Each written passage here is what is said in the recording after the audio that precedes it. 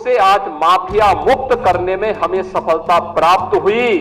याद करिए, इसी मुहर्रम के समय में सड़कें खाली हो जाती थी, सूनी हो जाती थी। आज मुहर्रम आयोजित हो रहा है, इसका पता भी नहीं लग रहा है।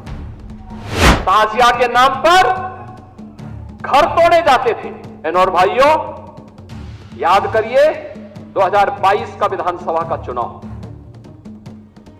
2022 का विधानसभा का चुनाव, विपक्ष उछल कूद कर रहा था। चुनाव के तत्काल बाद आपने देखा होगा कैसे मारपीट पर उतारू हो गए थे।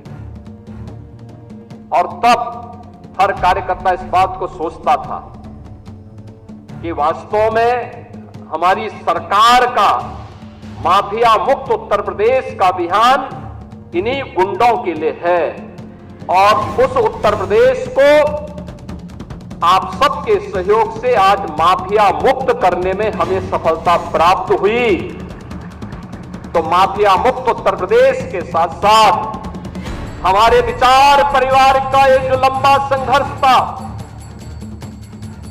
500 वर्षों का इंतजार समाप्त हो।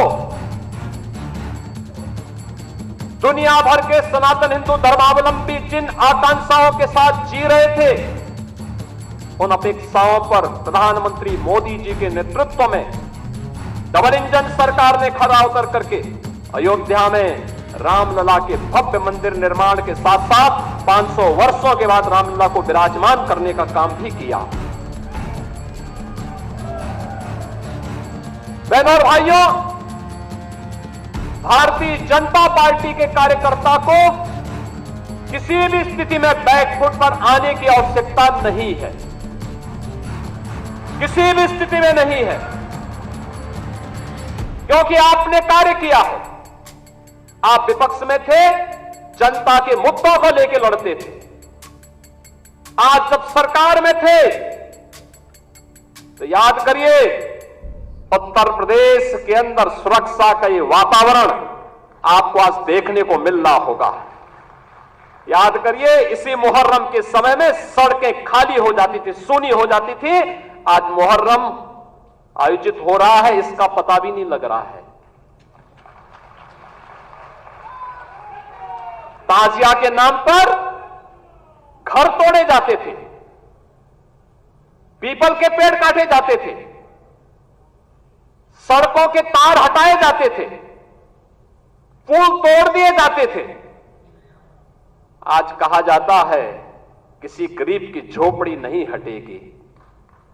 आज कहा जाता है कोई तार नहीं हटेगा। आज कहा जाता है कि सरकार नियम बनाएगी, पर्व और त्योहार मनाना है तो इन नियमों के अंतर्गत मनाओ, और नहीं तो अपने घर में बैठ जाओ।